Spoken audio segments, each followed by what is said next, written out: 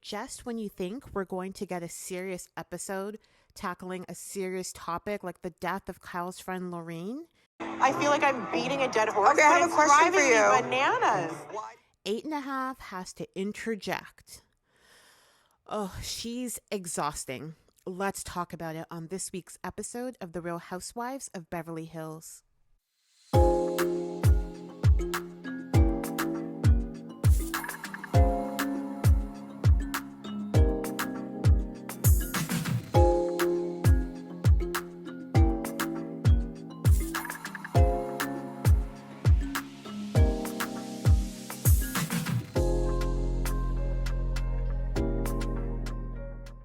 The episode starts with Kyle inviting the ladies to Ojai to celebrate Annemarie's birthday. Why? I don't know. These ladies don't want to know her like that. We, the audience, don't want to know Annemarie like that.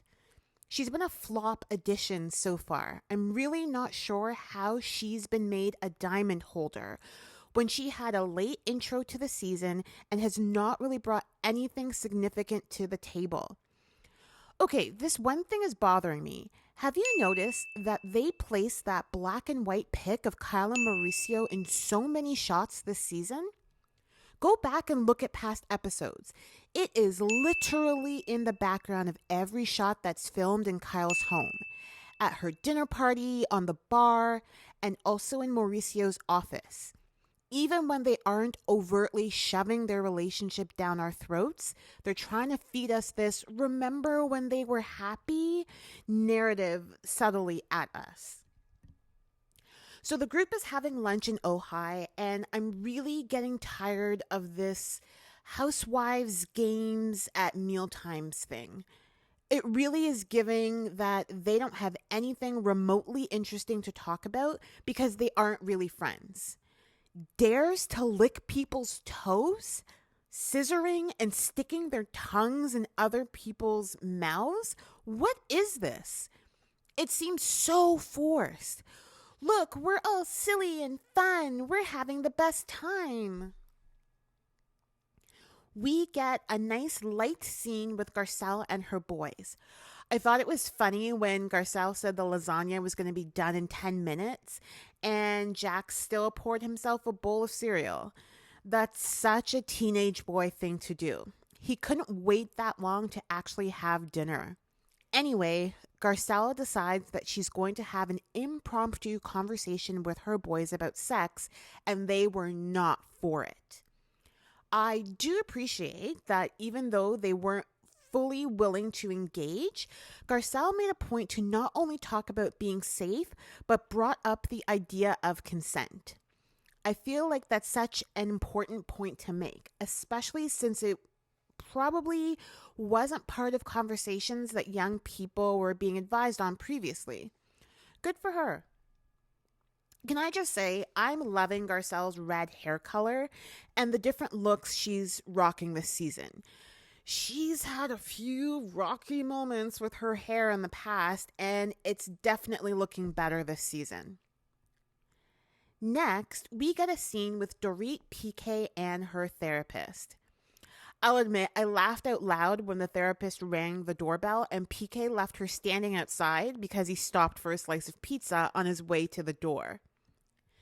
Anyway, Dorit starts talking about how she doesn't feel that PK fully understands how she experiences PTSD.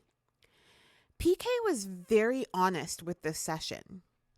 There are elements I understand. There are also elements that I don't consider are PTSD. I don't. I consider they're more obnoxious. The reality is when does high maintenance blend with PTSD? I can definitely see that. I'm sure her life elevated slightly when she got with him, and unfortunately that has changed the way she acts.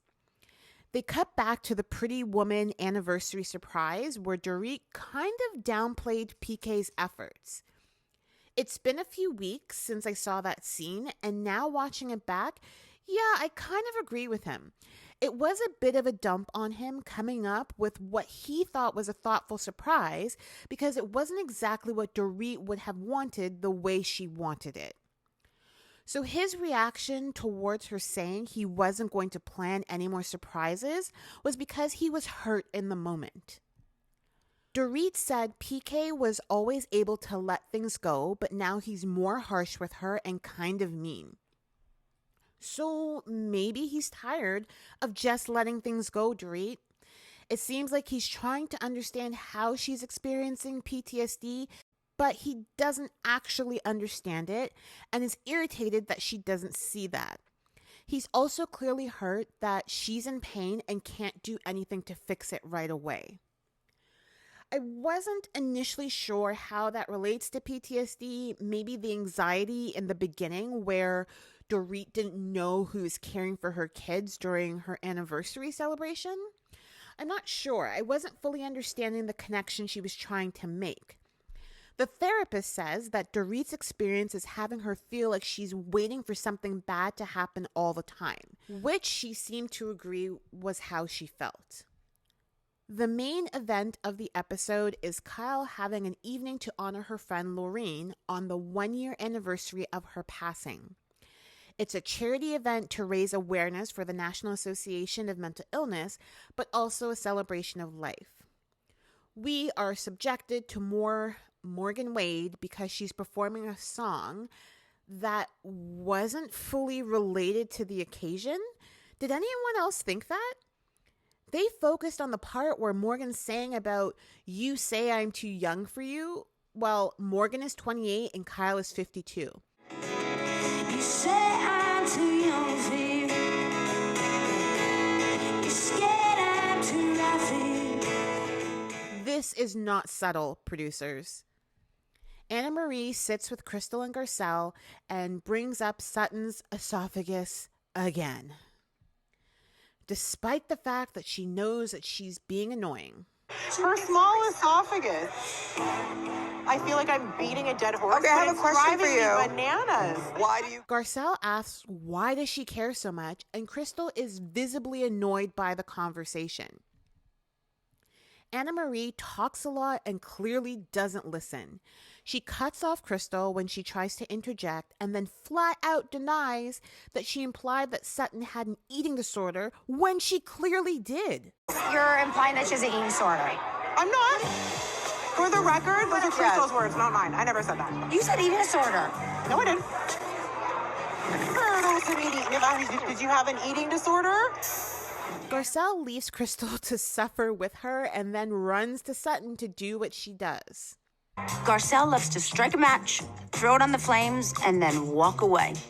And that's exactly what she's doing with Sutton right now. Garcelle is definitely making sure that the drama stays lit, but for some reason the way she does it and the way Kyle does it doesn't bother me as much as with some of the other ladies like Dorit. Dorit's not as smooth with her pot stirring. Next episode, we'll see a bit of Erica rehearsing for her residency, and it seems like there is going to be a confrontation of Annemarie.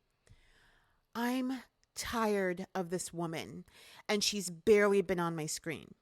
I'm really hoping she's a one-season wonder and won't be a diamond holder next season. I know Andy Cohen doesn't like when the Housewives are only on for one season, but I haven't learned enough about her or think she's interesting enough to be back as even a friend of. What do you guys think?